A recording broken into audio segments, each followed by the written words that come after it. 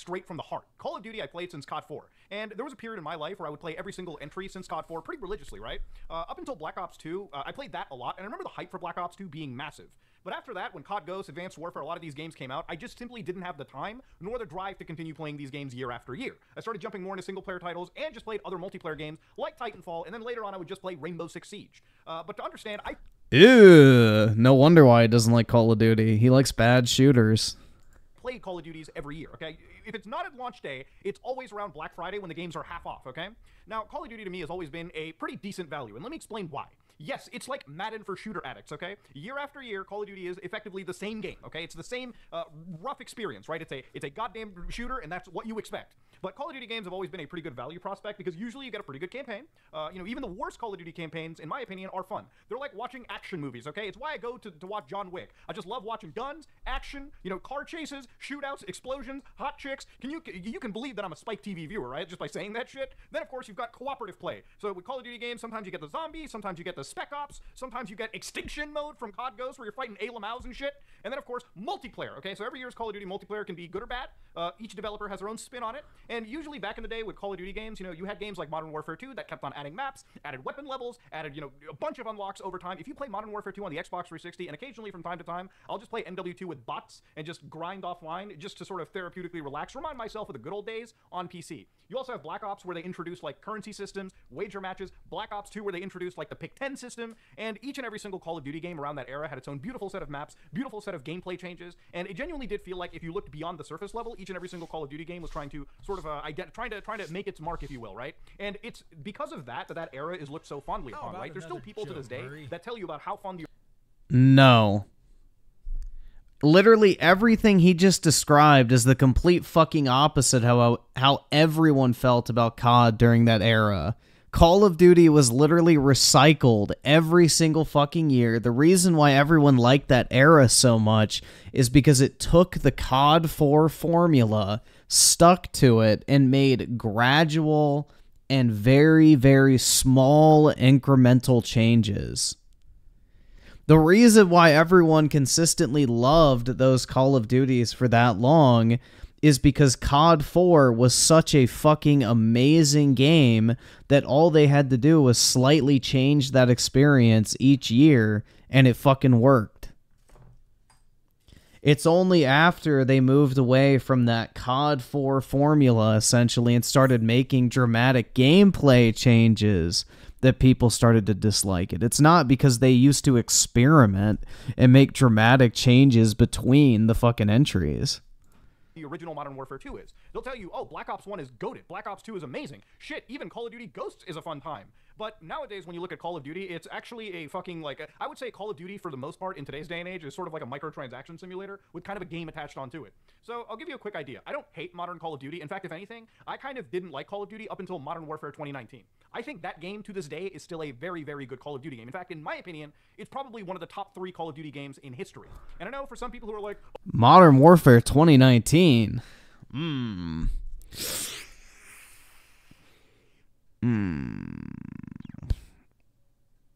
trying to think. I mean, I guess if you really like Warzone, but let me think. So MW3 is my number 1. That's pretty fucking easy. Not the new one, the old one. Modern Warfare 2 2022 is pretty high up, I think, at this point. I have loved this year's COD. Like, I think this previous COD we've gotten is one of the best, personally. Like, I just fucking love the gameplay of it. It's like I don't know, bro. That game is like literal fucking crack for me. I could sit there and play it for like 10 hours a day. I don't know. Because, like, if I'm looking at it, like, purely off of just how much I enjoyed it when it was out and not, like, the nostalgia behind it, I would probably say that it would be COD MW3, Modern Warfare 2 2022, Advanced Warfare, Black Ops 1, Vanguard, Modern Warfare 2. This is only multiplayer, keep in mind. Modern Warfare 2, the original. Then I would say Black Ops 2, COD 4, and the rest I don't really care about.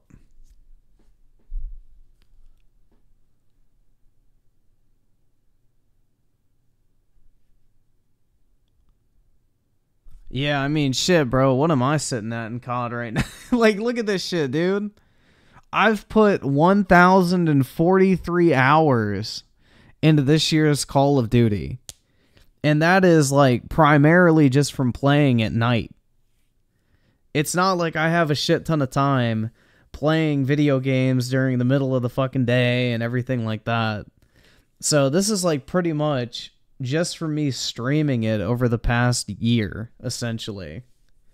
So I think it's a pretty safe bet to say I really fucking like this Call of Duty, personally. Like, to put 1,000 hours into a game like this in under a year, I think is pretty telling. How is Advanced Warfare being on that list crazy? Advanced Warfare is the best movement COD. 100%, bro. If you want to talk about advanced, like, movement Call of Duty, Advanced Warfare is the best one. That game was so fucking fun. I loved Advanced Warfare.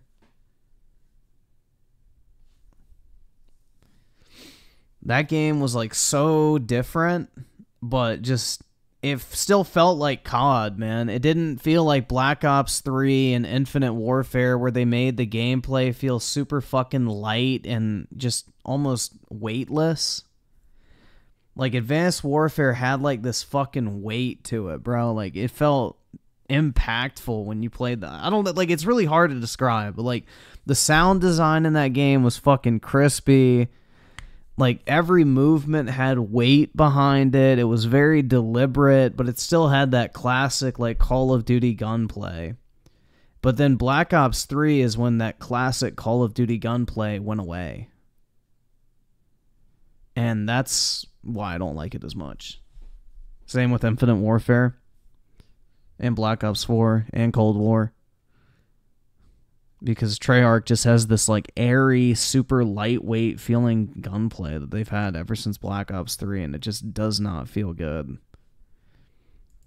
Opinion immediately invalidated. Look, I'm just a regular guy, okay? I just play video games for the fun of it. I'm not a competitive player, okay? To understand, very few people in the Call of Duty space are competitive players, okay? If you are in the space, you are earning money, you are playing at a high competitive level, yes, you are a competitive player. If you're sitting in your house jerking off into a sock, playing the game, on ranked play constantly day in and day out without ever actually earning a dime off of this game or getting some sort of prestige in the professional circuit, you are unemployed. And if that sounds mean, it's because, yeah, I don't intend to play lighthearted here. Ladies and gentlemen, I think some of that broad appeal to Call of Duty, especially back when I was growing up, has slowly been lost to time as the creators for the game are very much focused on hyper-balancing it and kind of attuning Call of Duty to this almost like league play. A lot of Call of Duty... Yeah, they need to get rid of the fucking constant balancing. They just need to let guns be OP, bruh. Like, I don't understand why they're so... But it's the fucking esports retards, but I miss when guns were OP, dude. I liked having a gun that just literally would kill every single fucking person. No questions asked. Like, that was fun. Like the ASM-1 and Advanced Warfare, for example, and the Bal 27. Those two guns were absolutely fucking insane. I mean, well, it was fucking... Never mind. That's way too, like, fucking niche of something to bring up, but... has shifted to movement-based gameplay, like where people are just zipping around the map, sliding around, flying through windows, versus some of that grounded reality. Either subscribe, donate, or get the fuck out. Inferior version of Titanfall. If you really care about movement, you might as well switch to that game. But what I'm trying to come across here, or what I'm trying to get across is, for the most part, if you're not in that professional esports circuit, which again, very few people are, your opinion of the game pretty much relegates around casual or, just playing the game as it is, as a regular standard gamer.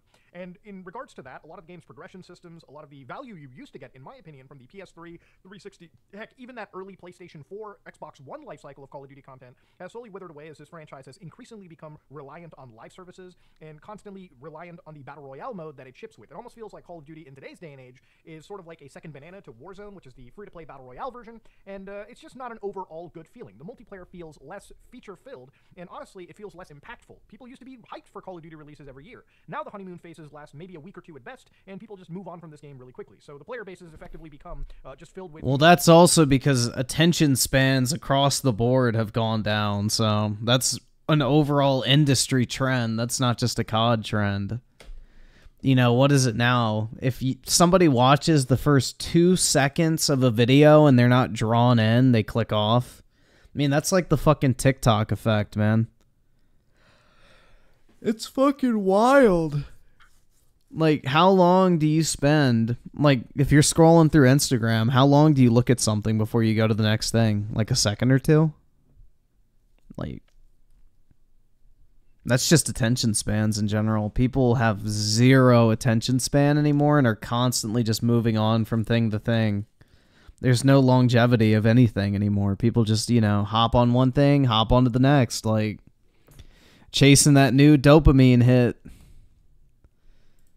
Try-hard individuals, people who are probably just grinding out weapon levels so that they can use these upgraded loadouts in Warzone, if anything. So the recent Call of Duty game, MW 2019, was a fun game. It pretty much harkened back to old classic Call of Duties. You know, every single weapon had like 71 levels to go, so it really felt like you got a lot of bang out of progression. So if you really like that stuff like I do, I love leveling up shit. You can literally level up every single gun to your heart's content, unlock a mass ton of attachments, play around with the gunsmith system so you could really craft some crazy weapons from just one platform. The game had plenty of decent maps day one, all the game modes were there, and it was a fun time playing with friends. Then, of course, later on, Call of Duty added Warzone, and, you know, the whole situation sort of spiraled on from there. Now, since then, we've got Black Ops Cold War, which was a fun campaign, multiplayer not so exciting for me. Call of Duty, what was it, the World War II Vanguard? You know, people played that shit just to level up their weapons for Warzone, cool. Then you had Modern Warfare 2, which is quite possibly one of the weakest entries in the franchise. New Modern Warfare 2... What? Nigga, you ain't funny. That's not true. Maybe you're just boring as fuck and lame as hell. Cause only lame niggas say that shit. Oh my god. Yeah. How the fuck are you a fan of Modern Warfare 2019 and you think MW2 is one of the weakest entries in the fucking franchise? What the fuck are you smoking, bruh?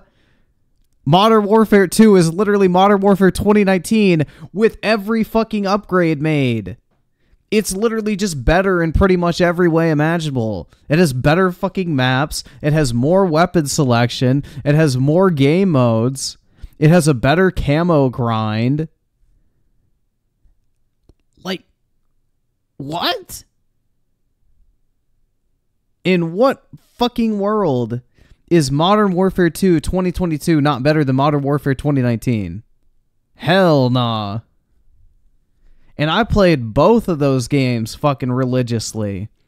Like Modern Warfare 2019, I probably have over 1,000 hours in as well. But, bruh, hell nah. Modern Warfare 2022 is way better than 2019.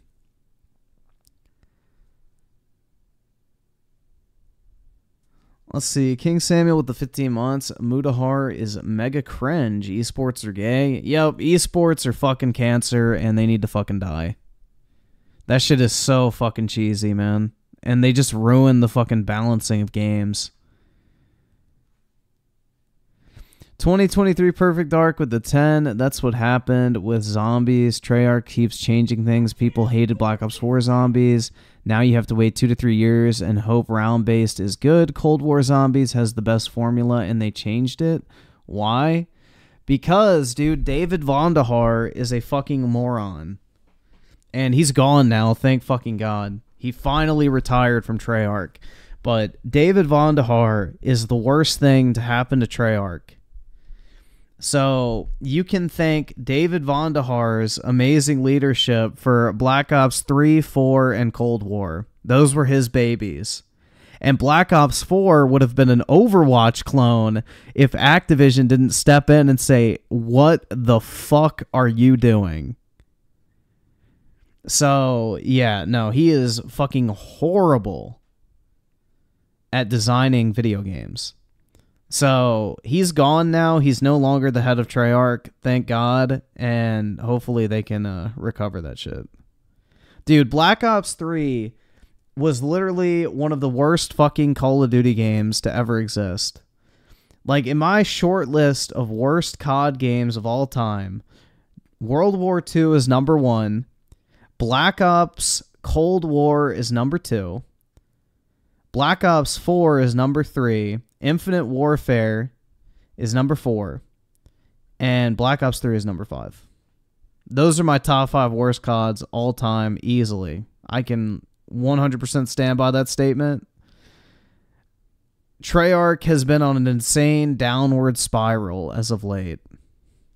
And, yeah. I have little to no fucking faith in this Gulf War game they're making. I hope, because it's more of a modern setting, they pull inspiration from Infinity Ward and just make it more like that, but we will have to see. Not Modern Warfare 2 2009, which is still one of the best games of all time. See, Modern Warfare 2019, the reason I liked it so much is that Activision, Infinity Ward, Sledgehammer were not afraid to have some balls again. Remember, Modern Warfare 2 2009 was the game that literally popularized the ability to play an actual live terrorist attack in a video game. Probably one of the most controversial missions ever. No Russian was introduced in that franchise, in that game. See, Modern Warfare 2019 takes that mission and just throws it out, makes it look like Dora the Explorer. One of my favorite missions in the campaign for MW is Piccadilly Circus. This mission was so fucking gay. Dude, I kept shooting the fucking person with the gun. They're like, oh, don't shoot an unarmed civilian. Dude, these missions are fucking cringe. They're for fucking dipshits that have fucking pussy fingers when it comes to shooting people in a video game.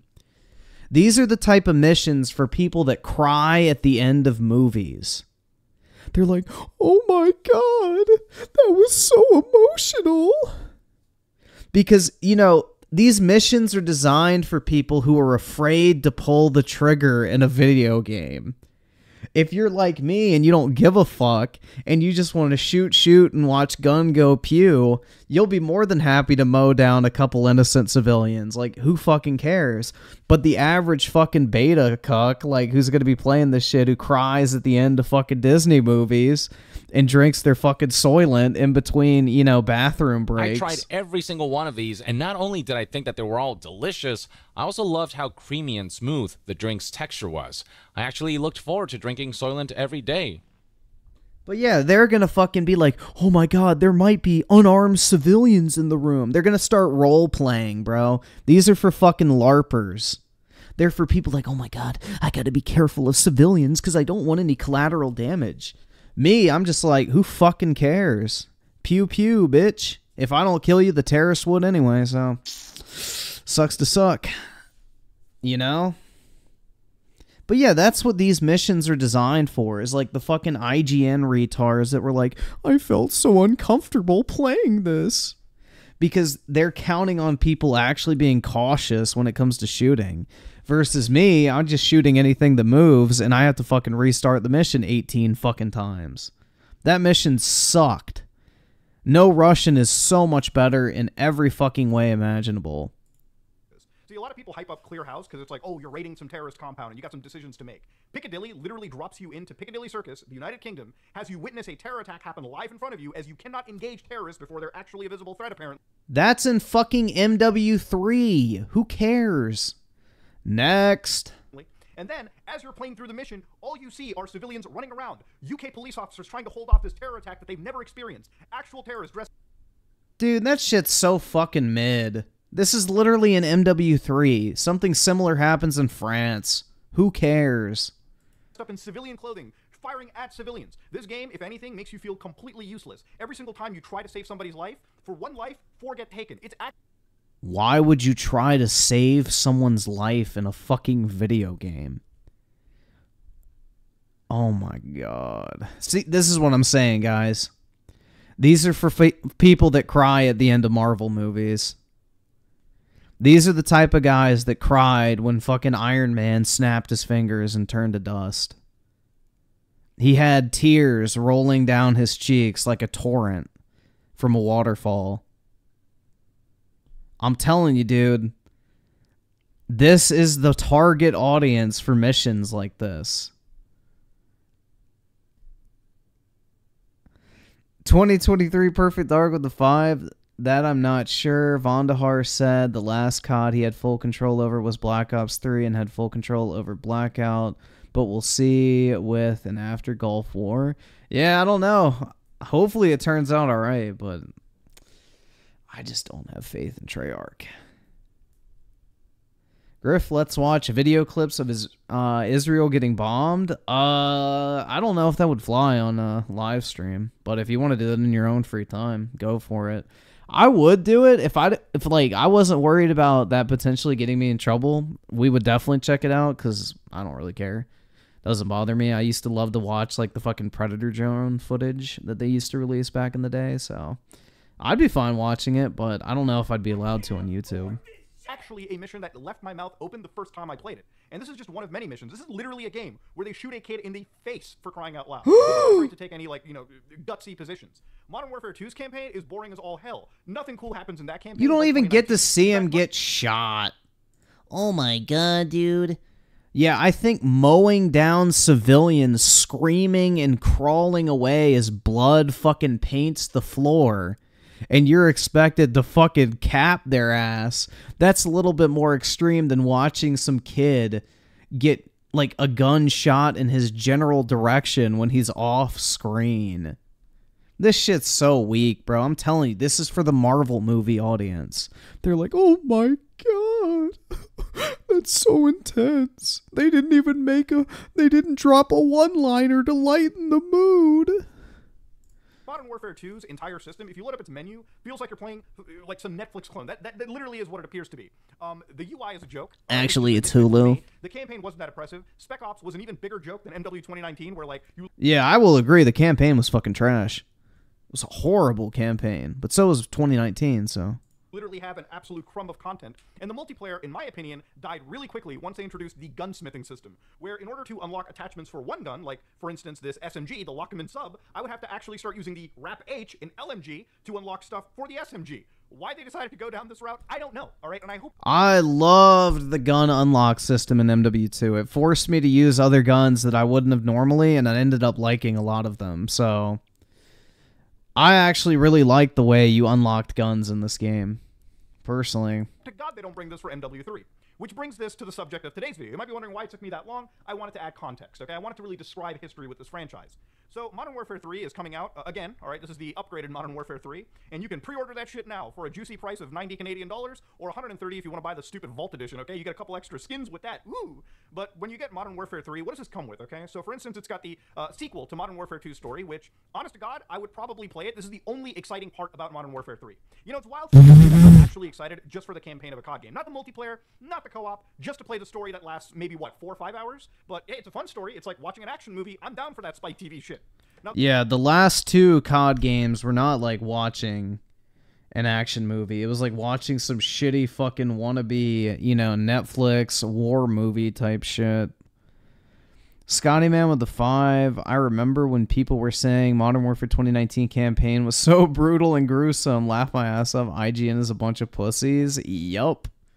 Dude, that campaign was just boring.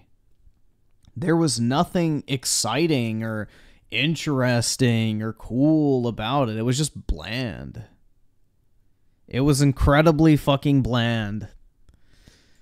The multiplayer is where things get really embarrassing. So Modern Warfare 3's multiplayer is effectively an $80 DLC pack, $90 Canadian, where what they do is they provide 16 playable maps now.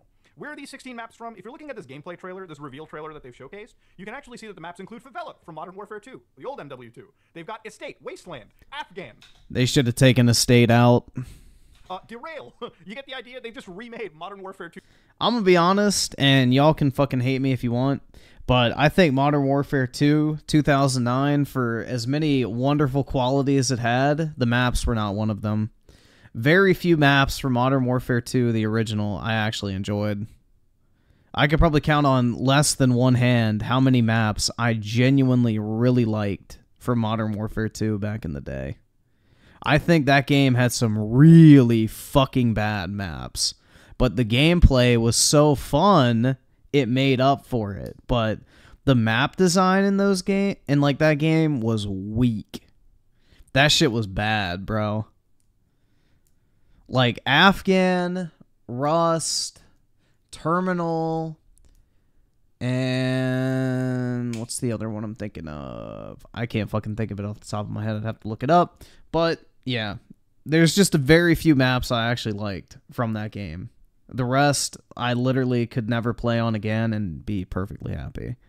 I can't afford this shit! Choose entire map pool into Modern Warfare 3 2023. That's really what you're getting, okay? So for $90, the multiplayers effectively come out to providing you the same exact map experience that MW2 had. Now, are these bad maps? Absolutely not. No. See, what Activision is banking on is nostalgia. I wish we were getting the original MW3 maps instead of the MW2 maps, personally.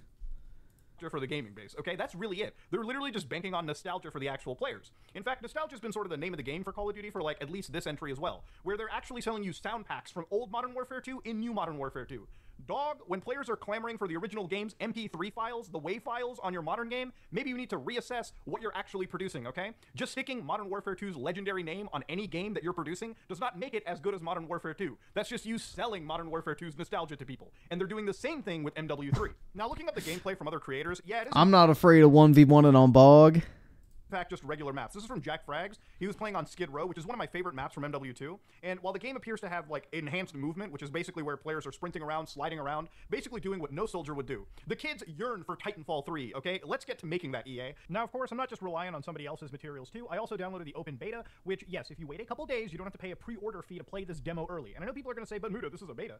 Clearly, it's not representative of the final product. Okay, first off, let's be realistic here and cut the crap. A beta these days might as well just be considered... I love the font they went with for the XP count. So again, most of the community that looks beautiful. Here is from Rust, and I'm not that great at the game. I'm playing on the sticks, mind you. No keyboard and mouse. The game is very hard to discern between like what is like actual Modern Warfare 2019, what is Modern Warfare 2, and what is Modern Warfare 3. That looks Honestly, beautiful. If you change the fonts to the game, I wouldn't be able to discern which game is which. This game doesn't necessarily do anything new. The movement might be a little bit faster. Turn that fucking motion blur off. Holy shit, that's horrible. That, you know, the fact that they're somehow letting 6v6 on Rust, which feels like a total cluster, by the way, but again, that's just my personal opinion. Yeah, it's a serviceable Call of Duty. That's the fucking... Bro, did he really just say I played 6v6 on Rust and it felt like a total clusterfuck? It's almost like that's the entire fucking point. Oh my god. Fake fan, bro. Fake fucking fan. Oh my god. That's like saying, I don't like shipment, dude. I'm constantly having to shoot at people. Bruh. That's the whole fucking point of Rust. Oh my god, man. Is so wholly different than even the Modern Warfares of old or that 360 PS4 early tier of like Call of Duty releases. It just feels like the exact same game. It feels like what Modern Warfare 2 should have actually been, except now the player base has to fork up like 60, 70, or $90 Canadian for it, which is baffling. Tree 4. Oh shit. Is it working now?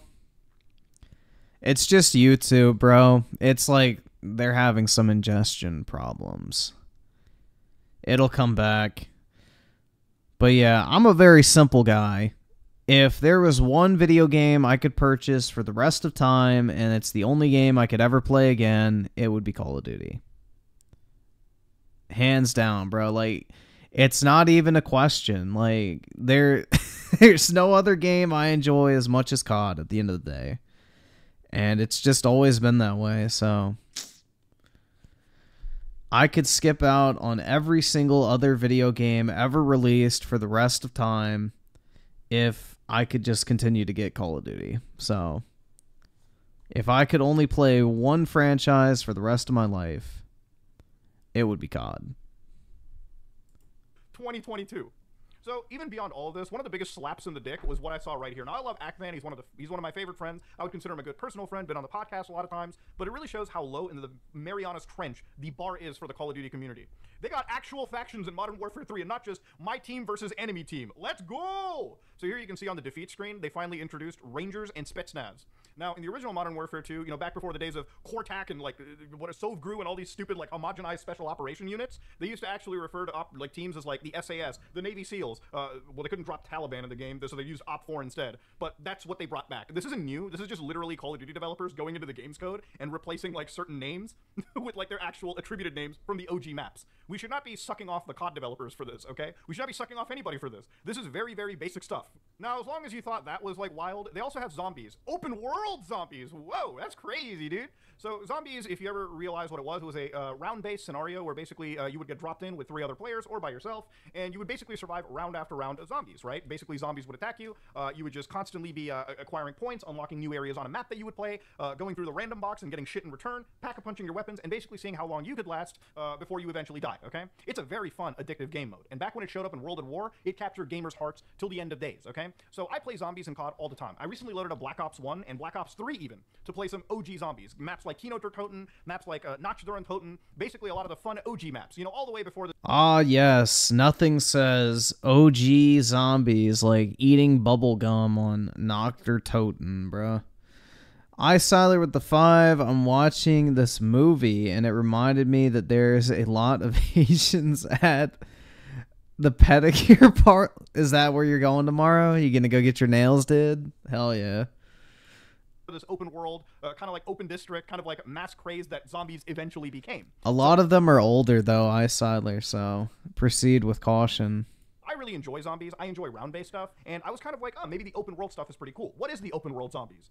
Well, looking at gameplay released, I shit you not, it literally is the map from Warzone 2.0. They literally used Al Mazrah, the current Warzone 2 map, and unleashed open world zombies, which, by the way, the gameplay that you're seeing over here, I don't know what's happened with the gaming industry, but it always feels like they get some absolute lemon to record the footage. I don't know if the Polygon reviewer for Doom was playing this game, but the way that this person plays zombies is downright embarrassing, okay? There's no aim down sights, there's no going for headshots, if anything, it's just running around like Captain Kangaroo. But this is open world zombies, okay? Some areas on the map have high threat, some have low threat, and the only cool part about this is playing with like 6 players total, okay? But if you're looking at the map, it's literally the Warzone 2 map brought in for open world zombies, okay? So get excited. Woo! Wild shit indeed. It's just DMZ with goddamn zombies put into it. Hell, that's all it is. Occasionally, you'll get some objectives where you have to go into houses and clear spores, so if you never bought Rainbow Six Quarantine, well, I guess you kind of have it now. If anything, this feels like Call of Duty Extraction from Ghosts as well, that co-op mode, kind of mixed in with this open world, almost like Battle Royale-esque zombies mode that they have put into it. I'm sure this might actually have some fun to it. I may play like a couple rounds before I eventually uninstall this shit and start playing like, like Call of Duty Black Ops Zombies, alright? Maybe.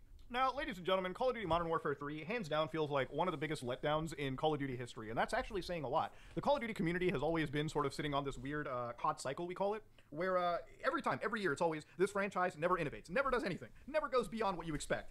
They always release the same shit year after year, people complain about it, and they just end up buying the game anyways. I'm not even going to tell you not to buy Call of Duty. Telling you not to buy Call of Duty when it's probably one of the most highest grossing game franchises in the world is dumb. There's no boycott that you can do to Call of Duty that'll make it change. This is frankly where this franchise is nowadays. But that doesn't stop me from telling people just how much of a ripoff Modern Warfare 3 is going to be. And I've seen a couple people who are like, how is it a ripoff?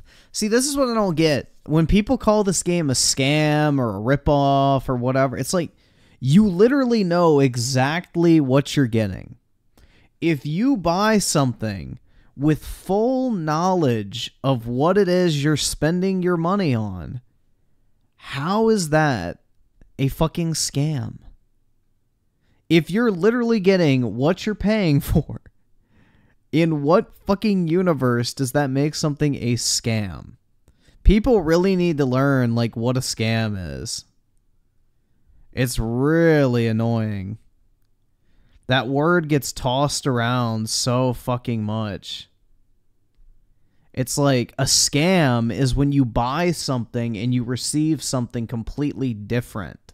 Or they advertise something as one thing, and then when you actually get it in your hands, it's not the thing that you were promised. That is a scam. If Activision comes out and says, this is an update to Modern Warfare 2 with the classic Modern Warfare 2 maps, new weapons, new modes, and a new campaign, how is that a scam if that's exactly what you're getting? You may not think it's worth the money. You may not see a value in it. You may think it's overpriced, but it's not a scam. A scam implies deception. There is no deception if you just don't like something. I don't know, man. Yo, we are so back with Call of Duty, okay? What is this game doing that's actually encapturing you, is what I'm asking, all right? This is just Call of Duty as it always has been year after year, except this iteration... Yeah, isn't even Blame Truth saying that he likes this beta now? So, even the fucking big dick suckers of, like, you know, the Activision bad crowd, even they're kind of admitting they like this game. Exceptionally lazy, okay? In fact, the multiplayer is effectively just Modern Warfare 2 brought back again, okay? The zombies is not zombies in its traditional sense, and even with this new open world experience, it's not exactly setting the world on fire. The campaign is arguably the only aspect of it that excites me. And when a Call of Duty campaign is the only thing that gets my rocks ready, that's pretty indicative of where the franchise is heading. But that said, though, ladies and gentlemen, this is me, Mutahar, and nothing's gonna change. But yeah, this, if you like what you saw, please like, comment, and subscribe. Dislike if you dislike it. I'm out. Yeah, even Blame Truth is admitting that he likes it. Let's see. Let me see if I can find that video. Blame Truth. It's good, sort of. Lame Truth here, the Godfather himself, bringing you another video. Lame Truth here. Perfect. Please drop a like on this. I'd appreciate it because my PS5 and my Elgato just do not get along. I spent hours troubleshooting some issues, and I still don't have audio. So if anyone knows how to get audio on an HD60S Elgato through the PS5, let me know because it just wasn't really Well, of course his new video is going to be walking it back because he needs that negativity to get views, bro. He needs negativity to get views.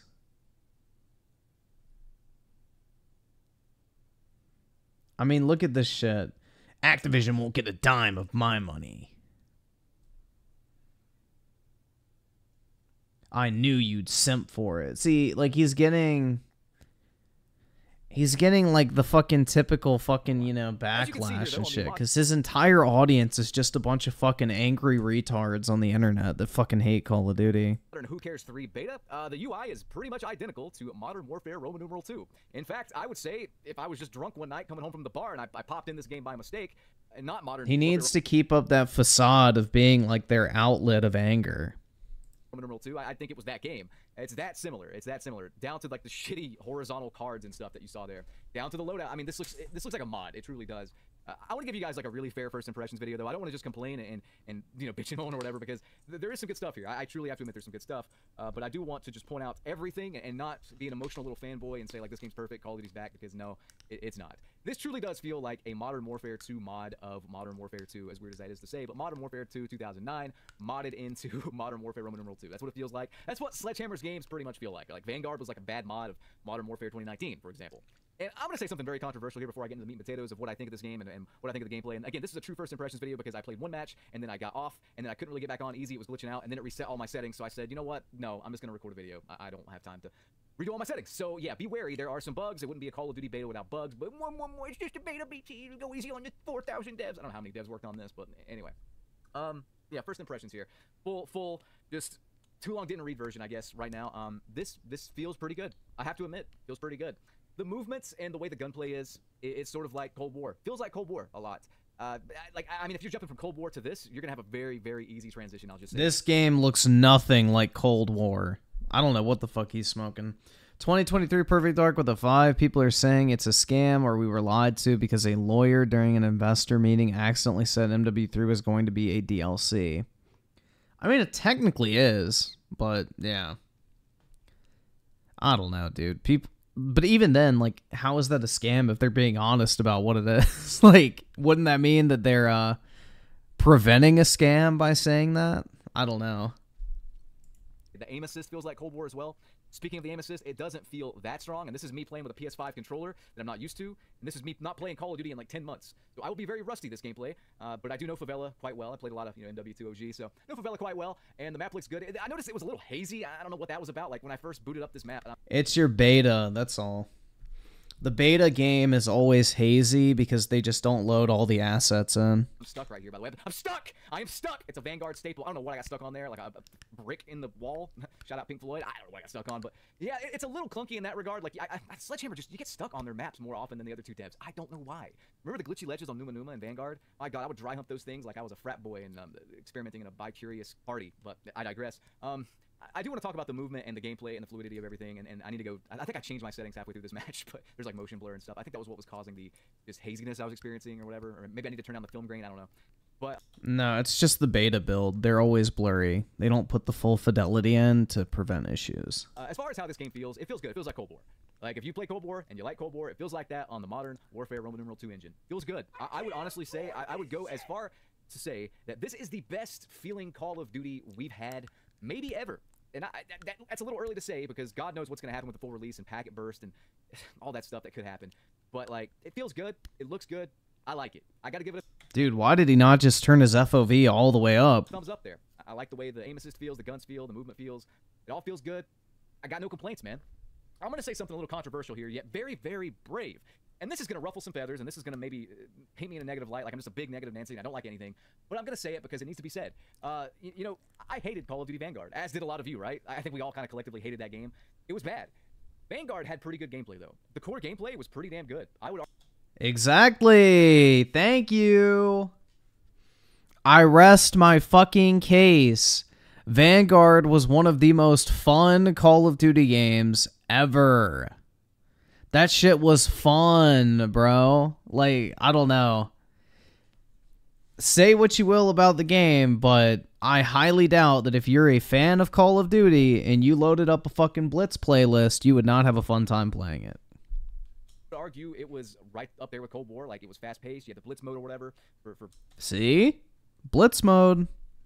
big team battle games on big maps. The gameplay of Vanguard, there's nothing wrong with the core gameplay, how it felt, how it sounded, how fast you moved, how fast the gameplay was. You know, it kind of did the Modern Warfare Roman numeral 2 and Modern Warfare 2019 problem of, like, not keeping red dots on the minimap. But aside from that, it played fine. That was not Vanguard's issue. Vanguard's issue was literally everything else. Everything else.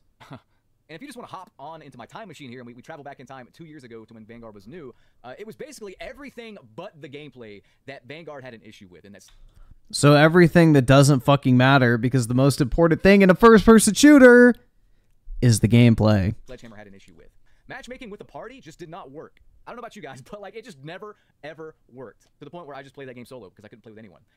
You know, you had the incendiary grenade ruining shipment with the vape clouds or whatever. Nobody could see anything. You had game crashes. You had bugs and glitches out the ass. You had balance issues out the ass. You had, like, you call it a... Oh, I love the Vanguard maps. That one Japanese map is really fucking good. I miss that one. With, like, the temple or whatever. That was such a fun map to play on. Juggernaut, it crashed the game. You had packet bursts constantly. Everything about Vanguard was just amateur. It was like the devs just... That map had like 16v16 and it was so fun. ...were not talented enough for the job that was given to them, truth be told. This beta is showing me what I already knew Sledgehammer could do. You know? I don't really have any complaints. Yeah, it had like a bunch of World at War and Black Ops. I think it had a couple of Black Ops maps, right? And then it had MW3 maps and COD 4 maps. Like, it was all over the place. ...about how Sledgehammer's Call of Duties play from a core perspective. But the thing I liked about that one, like, Japanese map was the fact that it was, like, 16v16, and that shit was so fucking fun. Because you were constantly getting kill streaks. It was really good. I think we've been exposed to bad Call of Duty so long that, like, this feels amazing. You know, I really do. Even me, the most critical motherfucker on the platform, is praising this game right now because we've gotten garbage for the past 3-4 years. We just experienced arguably the worst Call of Duty of all time, for example, with Modern Warfare Roman numeral 2. So it remains to be seen everything else that they're going to put in this game. The streaks so far, just these default streaks, I kind of like the Guardian here. That's pretty neat. The SAE still feels like... I don't like the Guardian. I'm a snail in frozen molasses with how slow I pull out that stupid iPad. I hated that shit in Black Ops 2. Thing must weigh like 60 pounds or something and have like a mini Mark Zuckerberg inside of it controlling things like Crane from Ninja Turtles or something. I don't know. It's too slow. That's too slow, but it seems like other animations like calling in a UAV are sped back up, so that's good. The game looks good, aside from that weird hazy effect. I don't know if that's just my monitor or something, but yeah, it plays fine. That's not what I'm worried about. Guys, truthfully, I am very, very worried about everything else that this game's going to throw at me. Everything. Yes, he said Vanguard is the worst Call of Duty ever. And continued to say that up until Modern Warfare 2 came out.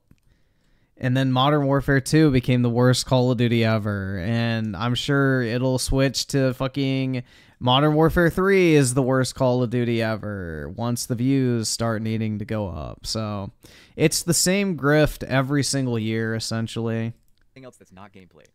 I want to keep playing the beta, and I will keep playing the beta. I want to unlock the perks. I want to see the progression system in the full game, because Call of Duty, man, it's like a cake. You know, like Activision's so focused on making the cake look good, but then the ingredients are like an ashtray from the. That's why you look at his opinion of an old COD game like a year or two later versus, you know, when it actually came out, because then he's actually able to be honest. New York City cab and some eggs that expired in like 1995 or something like that were once on Fear Factor. So that's the inside of the cake, but the outside looks good. So I want to see the inside of the cake. We're seeing the outside right now pretty much with this beta. I will say this though, glitches aside, after I booted it back up, I noticed no real bugs in the game. But now, we are at the point in the video, but I really would like nameplates just to be big. I need that. We need that, you know? Like, there's no designated teams. Everyone's just some stupid skin. So, like, please, make the nameplates bigger and brighter. I would appreciate it. Please, make it so I don't get stuck on everything. I would appreciate it. I'm hoping that all the maps in this game were gone over with a fine-tooth comb because they didn't have to make them from scratch. So there's no, like, issues like on Numa Numa, for example, back in Vanguard, where I dry humped the ledges like Ron Jeremy in 1995. Anyway, guys, that's my first impressions. If I had to rate this, I'd probably give it a 7 out of 10, and that might seem a little low, but I've said this before in previous comments and previous videos and stuff, but I don't really see the point of this game when Cold War exists, because this just plays like YouTube's having issues tonight. Cold War. Like, I'm not trying to rain on anybody's parade here, and I'm not trying to say, like, you can't enjoy this game. You know, this was a fine match I had. I noticed no issues. Everything felt smooth as butter. It really did. But, like, I can go play Cold War, which now feels smooth as butter, and it has a lot more content, for example. So, with that said, I mean, I don't know. I don't know how to feel about it. It's a weird thing because it doesn't feel like a full release. It truly does feel like a DLC. We joke about it, but this feels like a DLC. Is it worth $70? I mean, probably not. It remains to be seen, but probably not. Probably not, truthfully. I would say right now, just from my first impressions, that if this game goes on sale for Christmas, like wait till Christmas. If it goes on sale like it usually does for $20 off, I'd say get it then. And then by then, if there's any issues, hopefully they've worked on them. I'm hoping they don't have as many issues because, I mean, most of the multiplayer's done for them because they just copied and pasted from Modern Warfare Roman numeral 2. And the World Economic Forum got me? Maybe. And Modern Warfare 2 2009. So, like, So once Microsoft gets Activision, Call of Duty is not going to be on it until 2025. Because that's the deal they have with Sony, is that no Call of Duty games can be put onto subscription services aside from PlayStation's until 2025. So, yeah, no. That 2025 COD will be the first one that will be allowed to be on Game Pass. So, Gulf War will not be on Game Pass, but the one after it will. I hope it's really polished. But I mean, guys, this is Sledgehammer we're talking about. They left the counter spy plane in the game to stop B2 rockets for like 6 months before they fixed it. So, anyway, I hope you enjoyed. Rate, comment, and subscribe. Follow me on my socials below, and let me know what you thought in the comments. I'll see you on the next one. Peace.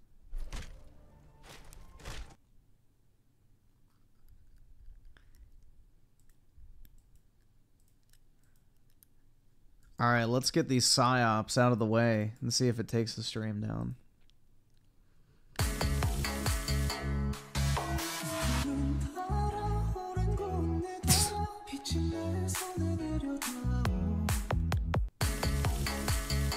Oh my god. It's 100% a psyop, bro. 100% a psyop.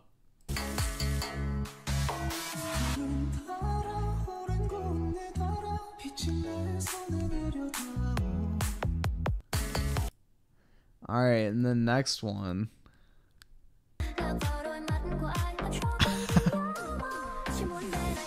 She's not real. She's not real, guys.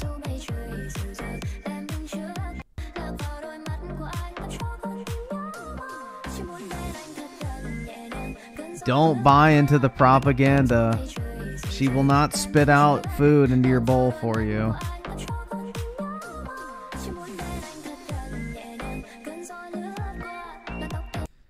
You can confirm your Chinese friend thinks Chinese women are either hot or not. That's what I'm saying, dude. There is no in-between with Chinese chicks. It's either, like, insanely hot or, like, a fucking, you know, Shrek. There's no in-between. It's really odd. You either are looking at a fucking, you know, ogre or, like, model material. It's very strange.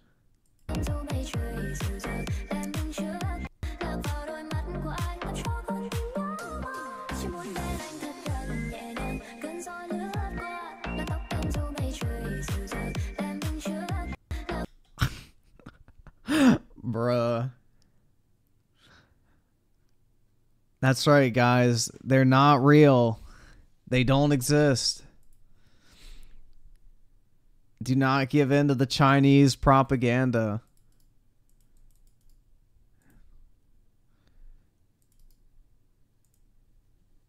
I'm pretty much to the point where, yeah, I'm financially destitute. It sucks. So it is what it is.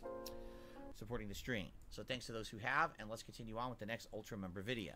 Saw 10? What the fuck? So what this is, supposedly this is a video, we're not watching all 11 minutes of it. It's a compilation. It's extremely rare I see an ugly Asian. Really? Bro, I see way more ugly than attractive, unfortunately.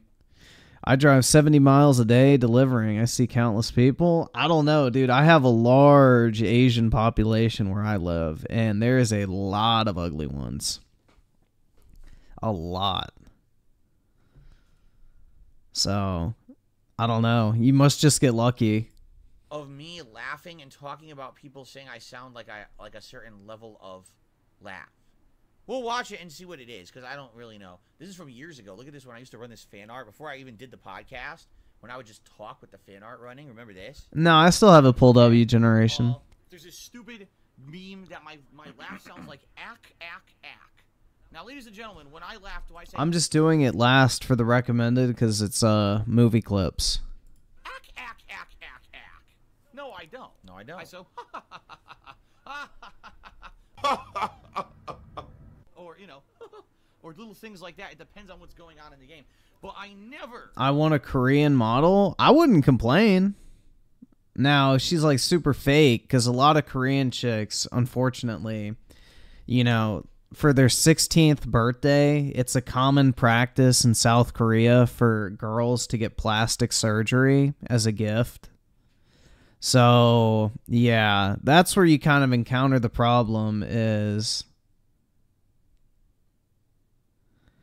That's where you kind of encounter the problem is like, you know, are they even what they actually look like or did they have a bunch of work done? And that's the problem. I don't know. So if they're like natural, then sure, I'm down to pound. But if they're like plastic and all that type of shit, yeah, no, I'm good. Never say ack, ack, ack. I've never said it once ever. So there's ha ha ha ha ha ha ha ha ha ha. Oh, he's watching the fucking compilation. Okay. Oh my god. Ha ha ha. So I'll agree I have a distinctive laugh for sure.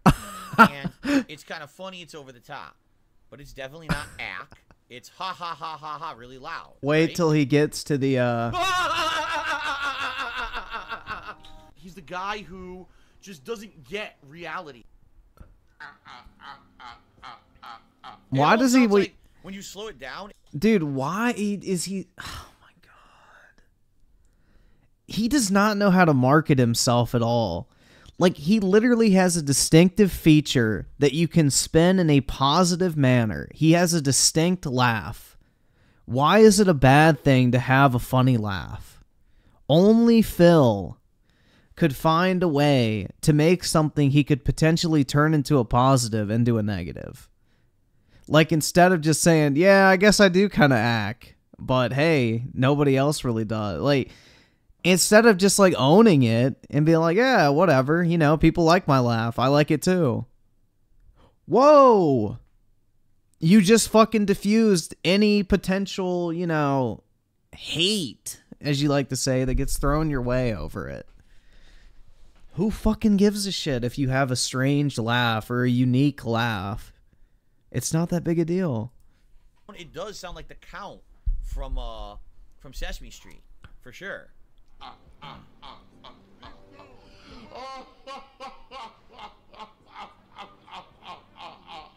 Yeah.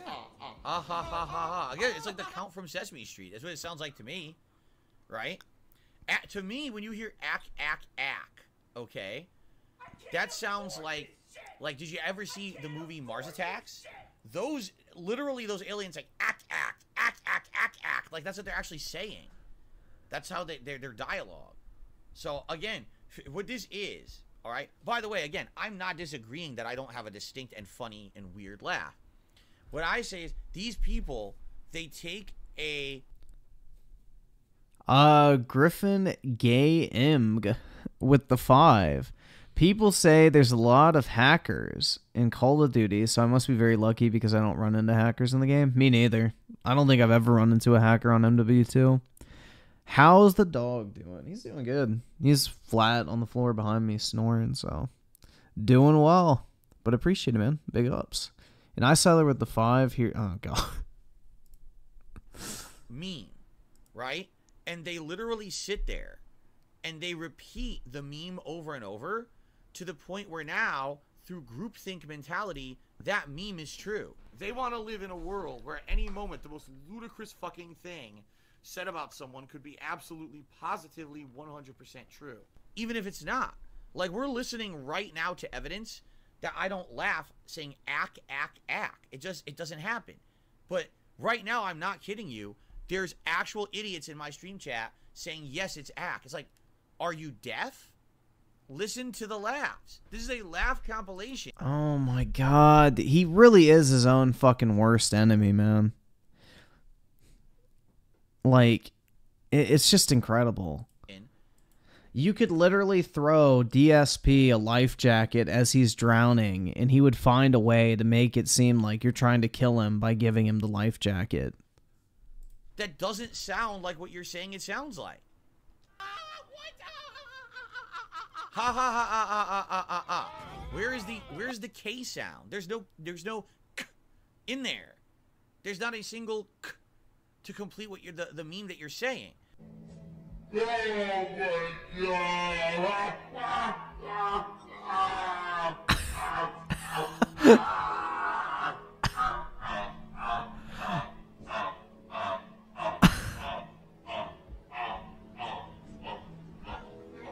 And I guess it's a moot point. Oh my God, God, that's really bro. the big thing. Who cares? Does it really matter how I say? No, it doesn't fucking matter. So stop trying to defend yourself. Definitely not Oski Woski in disguise of the 10. Send iSiler to the Shadow Realm. Uh-oh. Gaming.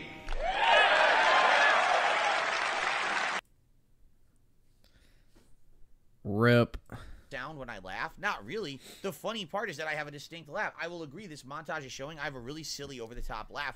I don't think DSP has an annoying laugh. His laugh is funny, dude. The laugh he had when he was playing that South Park game was fucking hilarious. When I'm you know, laughing hard. In fact, yeah. Not once. Yeah. So it's a literally not once.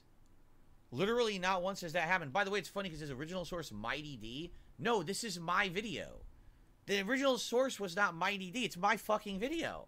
Look, it's my raw video. Why would you say original source Mighty D? How about original source Dark Side Phil ripped off of his channel? What are you talking about? No, they're not the original fucking source, you idiot. Oh, yeah, content ID! Content ID! Content ID alert! Completely fabricated meme from detractors making you say, oh, he sounds like an asshole. Listen to this ack. It doesn't sound like that at all. Look at this! Yeah. Ha ha ha ha ha ha ha ha ha. Do we even have to watch the rest of this? I mean, we'll watch a little more, but you know, the video proves the point. The only people who would think that it sounds like that are people who are so brainwashed by this cultish, weird, meme-ish mentality.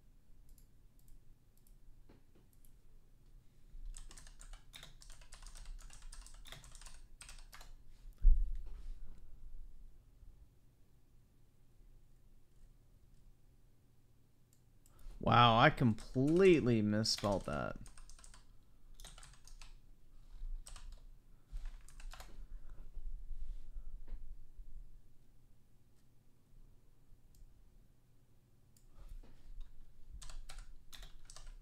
Is it auto-correcting, or am I just, like, that tired?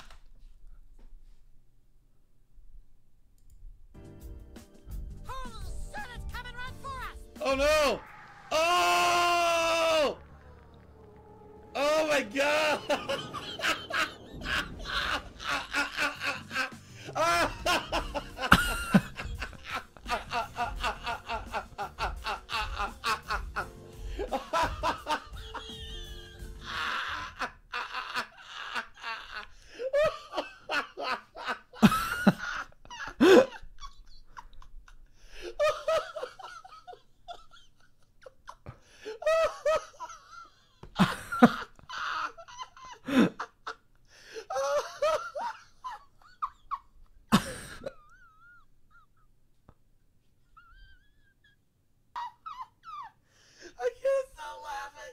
I can't stop laughing.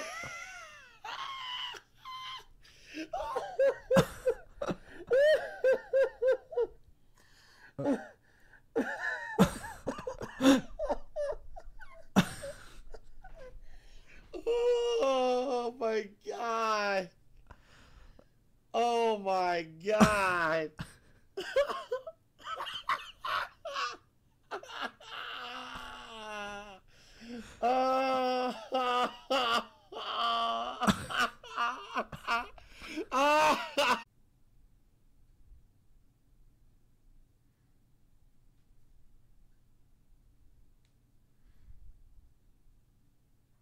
All right, it's back. Oh my god. Oh my god. What the fuck they went there? Oh my god. I can't.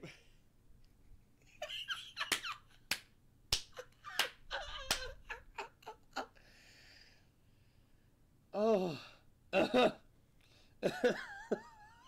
Oh. Oh. Oh. Oh my god. He had to dodge his dad's balls.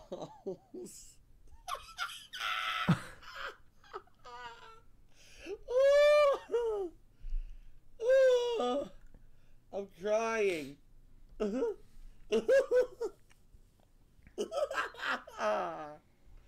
Oh my god. I can't believe they did it. I can't believe they did it. Oh. I have no idea how this is going to get on YouTube. I have absolutely no idea. There's no fucking way they're going to allow this. This whole part is going to have to be a fucking thumbnail. I'm not even kidding. Look, there hasn't been 1 second where I've been able to show any of this on YouTube. This is out of control. Only people who are on the stream, unfortunately, are able to see this. There's no way. Thank God someone screen capped it. Although I think this is up on his channel still. Giant fucking hairy ballsack nearly beheading him. Are you kidding me? Okay, yeah, it shows the rest. Are you kidding me? This is out of control. All right, let's finish this fight, man. Oh my god. Underground world. You see, the green goo is actually around. Oh! Oh!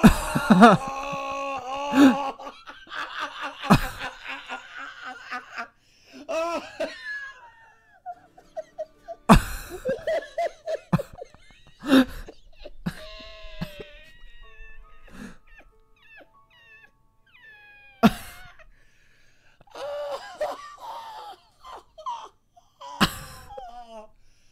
Oh my god.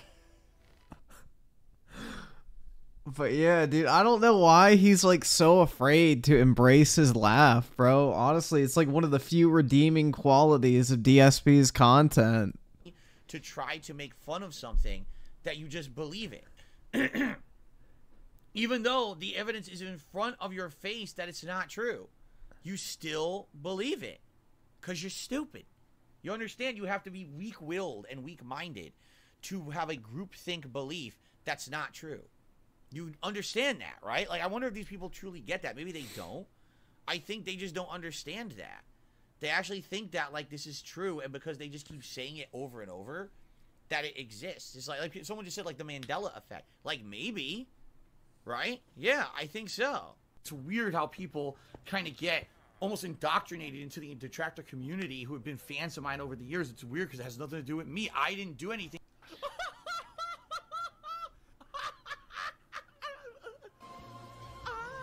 Oh, this is where I fucked everything. Look at this. What the fuck? Look what I did.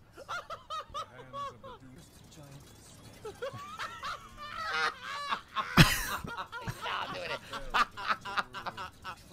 Oh my god.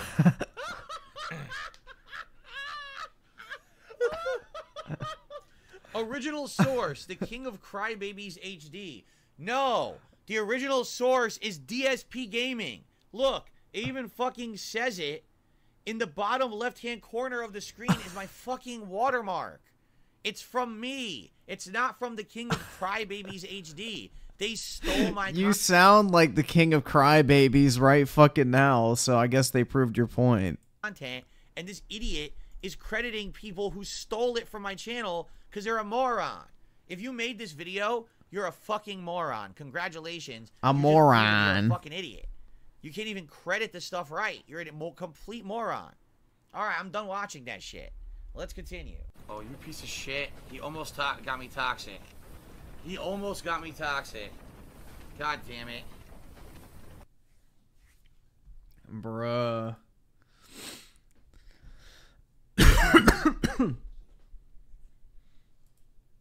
Alright, so Siler, we'll do your short real quick. Wonyoung is viral for going without makeup in public. Oh my god. Typically, Wonyoung sports dramatic makeup to emphasize her doll-like visuals, including fluttery eyelashes, flushed cheeks, and rosy lips.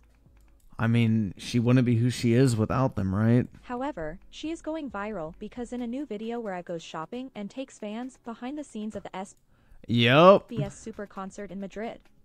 She would never have a fucking face mask off without makeup. Wonyoung sports her bare face and natural hair in public. Yeah, she's still wearing makeup. She's not there, but in that previous one, she definitely was.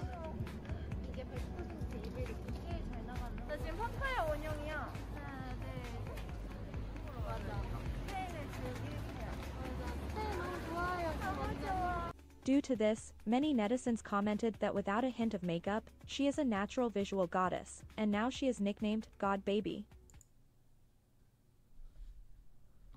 Bruh.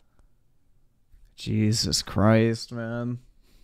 That, like, the whole fucking Korean shit is extreme simping, bro. Like, you have motherfuckers that literally worship these motherfucking, like, K-pop idols and stuff. It is sick, bro. Absolutely fucking sick. Like, you have guys that literally will dedicate their fucking life to, like, worshiping these chicks. It is insane, dude.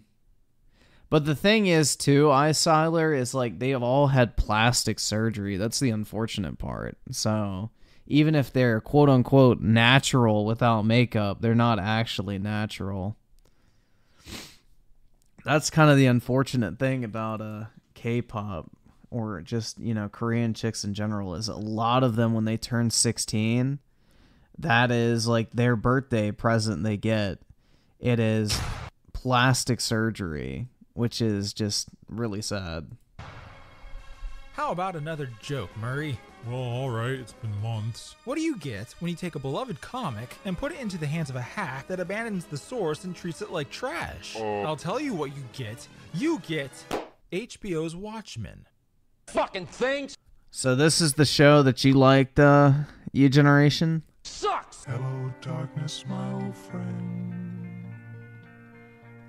Thought DC might be turning this franchise around after I survived Joker with all my fellow glow-in-the-darkies. I mean, if you can't compete with the theme park spectacle of Marvel, might as well go all dark and realistic and shit, right? And how better to follow in that same vein than Watchmen on HBO? It's not like this is the CW or something. HBO is well known for their quality productions. So how can they possibly fuck this up?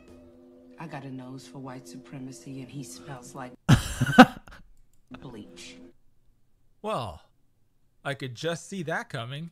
Everybody laugh. Who botches The Watchmen? Oh. To be clear, it's not a straight adaptation. It's a quasi-sequel set some 30 years after the events from the comic. So I can't avoid spoilers as I talk about it. And I have to talk about it. But just one episode. I'm not watching the rest of Watchmen.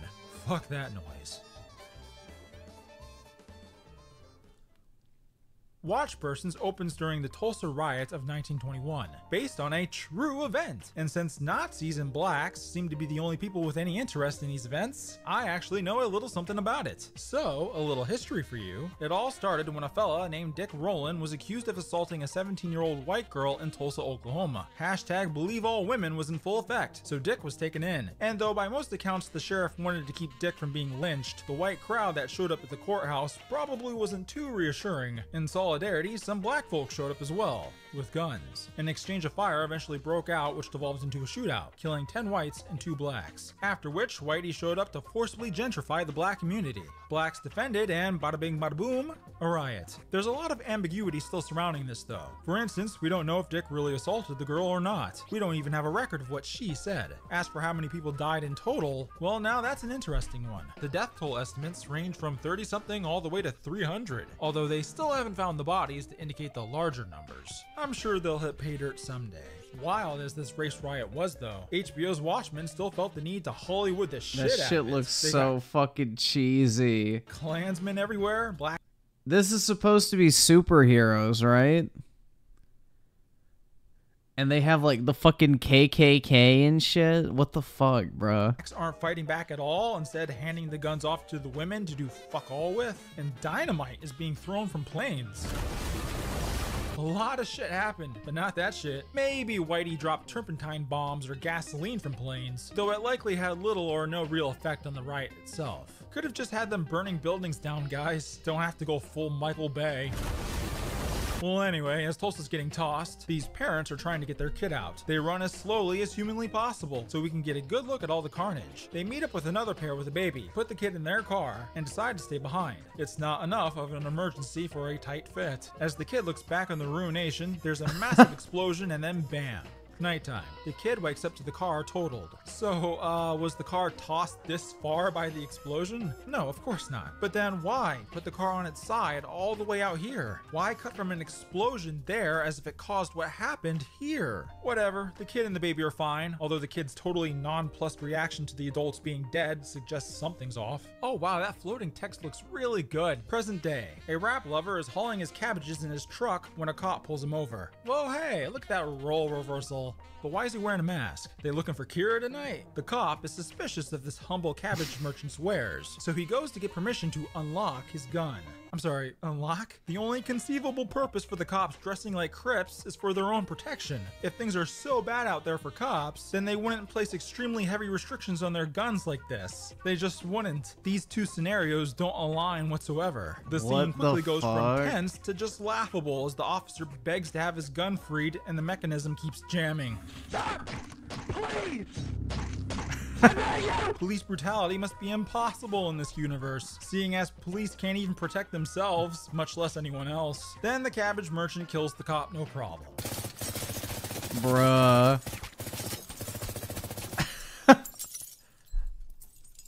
Do you think you got him? Is this parody of La Libs or pro-gun propaganda? Can't tell. Don't fuck with a man's cabbages, I guess. Turns out the rap-loving merchant just doesn't like blacks. Subverted my expectations there. In fact, he's part of a white supremacist terrorist group called the 7th Cavalry, whose stated goal is to exterminate the black filth from Tulsa. Also, the streets of Tulsa will turn into extended gutters, overflowing with liberal tears. And all the horrors and race traitors will shout, "Save us," and we will whisper. This is like Hassan's fucking Wet Dream, the TV show. And they're the bad guys? So you might be wondering, why the Rorschach masks? If you ask Esquire journal whiz Matt Miller, it's because Rorschach was right-wing, misogynistic, and homophobic. So it naturally follows that white supremacists would co-opt his likeness. Well, Moore has said he intended Rorschach to be an extremely right-wing character. And you can't deny the dude's got it out for the liberal menace. Our guy is also no fan of whores, which I suppose Maddie assumes women mostly are, nor is he chanting gay rights. So of course, white supremacy is the next box to tick, right? Then Matthew emphasizes his point by bringing up how Moore called Rorschach fans smelly incels, basically. Alright, Maddie boy genius can believe what he wants to believe, but I have a small bone to pick with Moore here. I get that Rorschach is supposed to be lampooning the masked vigilante as the justice-obsessed crusader archetype is rendered all too real, but I don't think Moore necessarily succeeds in making him look bad. Why should I care if Rorschach showers only twice a week when his surroundings are so dark and seedy and disgusting anyway? I certainly don't care that Rorschach might be a sleazy zealot when his obsession is the only thing that even attempts to stop Vight's plan. So my issue is this. If Rorschach is such a bad example, why make him the best option in the Watchmen setting?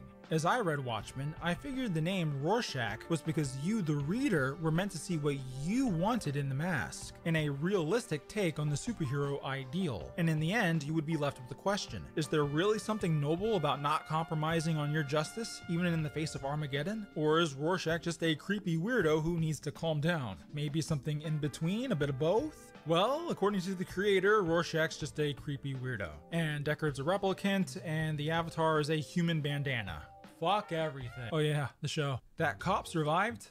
Miracle, man. Let's skip ahead to our main lady. Wait, the cop survived? Angela, who's daylighting as a baker. She demonstrates to a classroom of kids the correct way to put a bun in the oven. Those walls are strong, but they won't stay that way if just even a little bit of yolk gets mixed in with the whites. So, that's why we gotta separate them. Yo, I can see Snyder consulted on this. After lying to the kids about not being a cop, little fat boy over here decides to drop an N-bomb. Why is it despite being only 13% of the population, they do? Excuse me? Did you pay for it with Redfordation? Yeah, so in this universe, there are reparations for blacks, called Redfordations, after the president, Robert Redford. Seems a little unnecessary, if you ask me. Could have just kept calling them welfare benefits. A little beige knight rushes to Angela's rescue. One bloodied nose later, he's in Angela's car. It's her son, Topher, who's either adopted or has the whitest dad on earth direct depositing his Redfordations. He said Redfordations. I heard him. He's a racist. He's not racist, but he's off to a good start. Yeah, if only someone had stopped me. Suddenly, rain. Or wait, no, squid. Yeah, squid just periodically falls from the sky. What? Vight's still fucking with everybody even 3 decades later. At least when Angela gets home, all signs of squid pour are just gone. Do the houses have force fields? Oh my god, what have you done to the flag? That looks abominable. Abominable! And it looks like Angela really does keep her yolk and white separate. So Topher is adopted, along with these 2 white girls. Guess Angela decided she wanted kids too late in life. Aww. Angela is paged, yeah I know, about the 7th Cavalry shooting. Now this is when shit gets funny. Angela dons her Kylo Ren cosplay, drives to a trailer park, immediately breaks into some rando's trailer, and kidnaps the occupant. This tiny ass woman dragging a grown man into her car is already great, but it gets better. Of course, she goes to her boss, Sheriff Crawford, commandeers his office and tells him she has a 7 KKK in her trunk. How do you know he's 7K? I got a nose for white supremacy and he smells like bleach.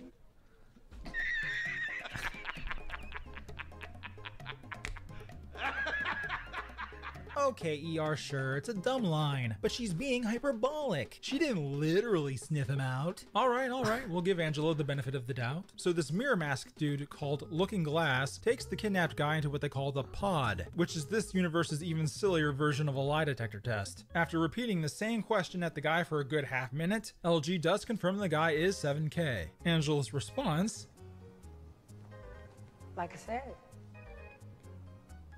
bleach. Come on, please. I tried to be nice, but you can't keep repeating, I smell bleach, and not expect me to laugh my ass off. Hey, what do you want to drink? Scotch, gin, rum. What do you like? Bleach. Angela gets to beating up the 7K guy to get their hideout location, which is out on some farm with some cows. The 7Ks are busy collecting watch batteries for some undisclosed purpose, because of course they are. The 7Ks detect the cops' approach and start tearing up beef. Fortunately for Angela and co, the cows stampede daintily around them so no one gets trampled. Also fortunate for Angela that when she runs up to the only two guys who haven't fled, they don't do shit to stop her. That way it doesn't look as dumb when this 48-year-old 5'3" woman in the most cumbersome getup ever chases them down and beats them up. I was dying when one of the guys mocks Angela with a giant-ass poison pill on his tongue, which is already hilarious by itself. But then Angela's idea of getting him to not bite down on it is to start slapping him in the face. Spit it out! Spit it out, motherfucker! Spit it out! Fuck!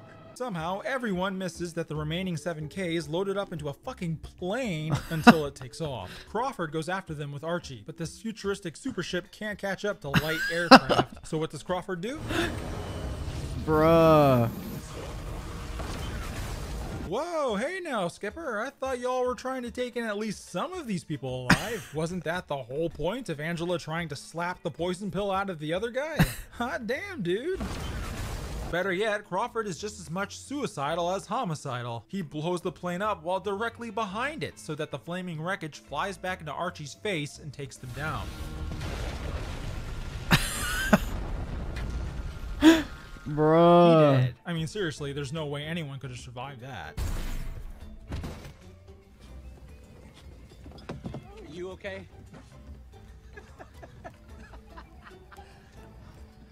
What the fuck? Yeah, what the fuck? Are cops goddamn invulnerable in this universe? We then get this cool visual transition to what appears to be rain-slick asphalt, then a cliffside leading up to a castle. This old guy on horseback owns the place. I think he's Old Ozzy, but can't be sure because all the servants just call him Master. Fight's also supposed to be dead too, although this whole bit's so disconnected from everything else that it could just be taking place earlier or in a different timeline. And before time travel. Did you guess she was just massaging his old man legs? I sure did. Yeah, the third one. The Master celebrates his anniversary with his servants, who seem to be not all there. You like to cut it, sir?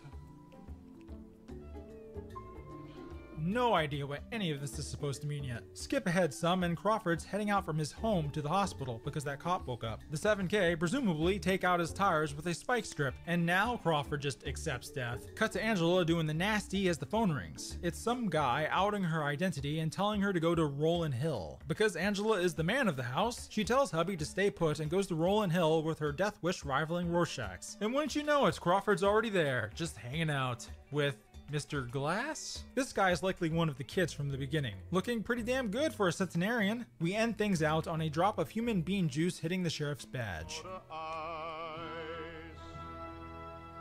And roll credits. Y'all should be embarrassed. Jesus. I wouldn't want my name attached to this thing either. Really, I'm hard pressed to praise any element of it. Combining comic book heroes with a rootin' tootin' western aesthetic is a neat idea, but cowboys versus trailer park terrorists goes about as well together as cowboys and aliens. I know this is all from the first episode. Maybe I'm being shit, dude. Cowboys and aliens?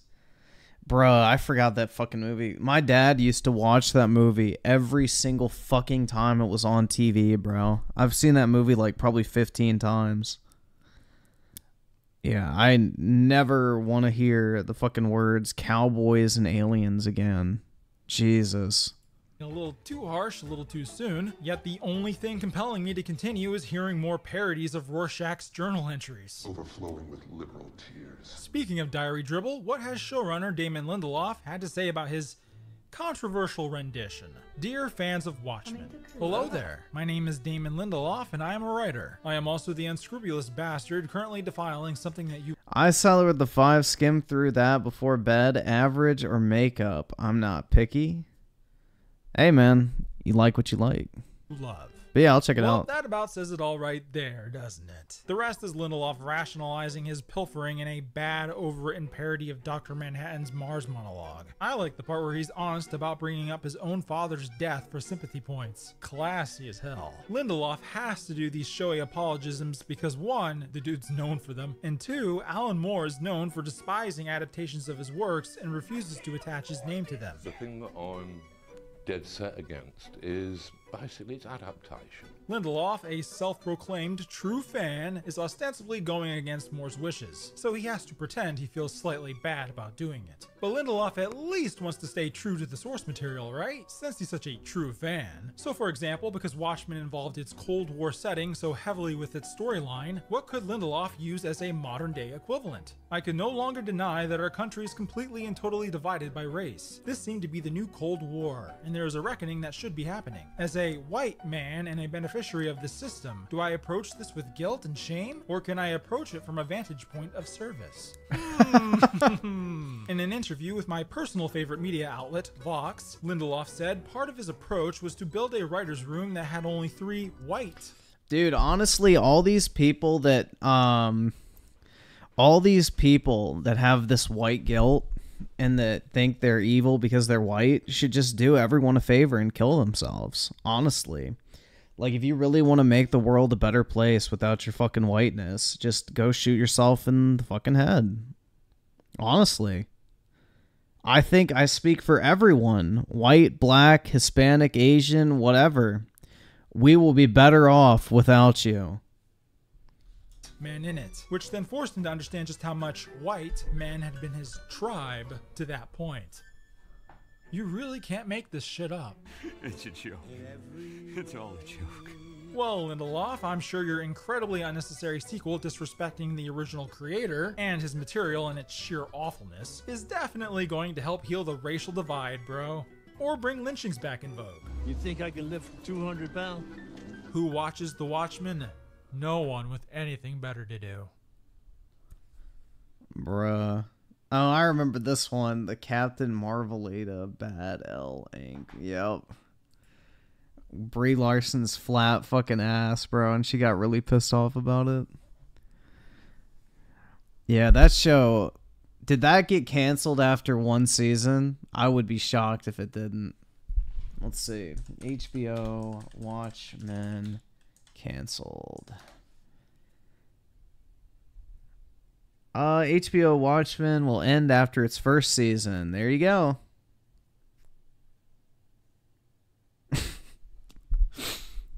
Yup. Makes sense.